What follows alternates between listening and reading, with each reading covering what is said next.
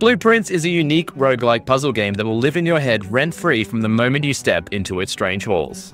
I give and bequeath to my grandnephew, Simon P. Jones. The setup here immediately had you hooked. You've been gifted a mansion by your granduncle, but like all mansions given as gifts, there's a catch. No, you don't have to spend the night, and it's not haunted. In fact, you're explicitly forbidden from spending the night. All you have to do is find the hidden 46th room.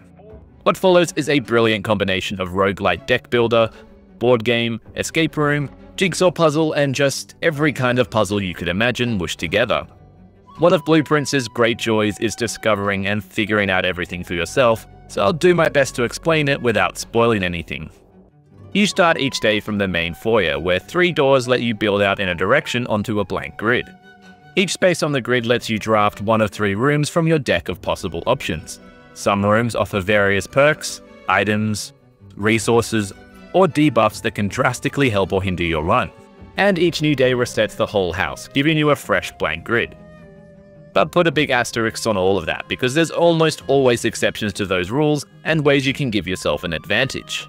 The main goal is to build your way towards an antechamber at the top of the grid, where you can then access room 46. Easier said than done, mind you, with stamina that limits the number of rooms you can walk into, limited resources to build special rooms, and plenty of locked doors or dead ends that can quickly put a halt to your day's building. The puzzle at the heart of the game isn't as simple as just managing resources and trying to connect enough rooms to get to the end, mind you. It's puzzles within puzzles within puzzles. Some rooms have small self-contained puzzles, some rooms connect together and need other rooms to activate their secrets, and some rooms may lead to clues that unlock mysteries in others. If you can solve them, you may even find permanent bonuses like extra resources at the start of each day or shortcuts through the house. Like any good roguelite, you're almost always making a little bit of permanent progress. It may be as simple as stumbling on a new rare room, which leads you to a clue that you can then use the next day, or just figuring out how 2 rooms synergize. Or if you're lucky, you may find an upgrade disc that can permanently improve the stats of one of your rooms. This fantastic sense of progression only frustrates when you can see how something works, but are stuck waiting for a lucky run or drawing specific rooms in the right place to be able to actually connect it all. A lot of puzzles are optional though, and even after finishing the game, there's still plenty that I haven't solved. Just figuring out which puzzles are needed to progress is a mystery unto itself.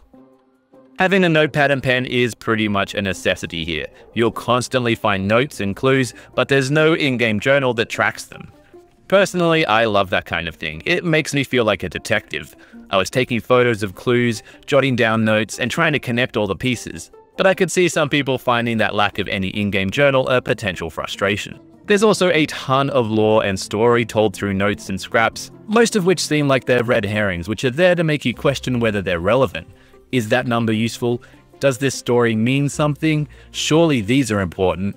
I will say though that it's usually very clear when something is an important clue, but it's hard to shake the feeling that every little detail may be important, and if you don't take note, you're probably missing something. Speaking of the story, it's what I would call very optional, and a bit of a puzzle in itself. Honestly, even after seeing the credits roll, gun to my head, if I had to explain the details, I couldn't. I did love the vibe of it though. There's a real sense of mystery and history to the house and the family, but you will have to do the heavy lifting of putting it all together yourself. With everything delivered through little newspaper clippings or notes, or the rooms themselves, I tended to just skim over everything looking for anything to help me with the puzzles.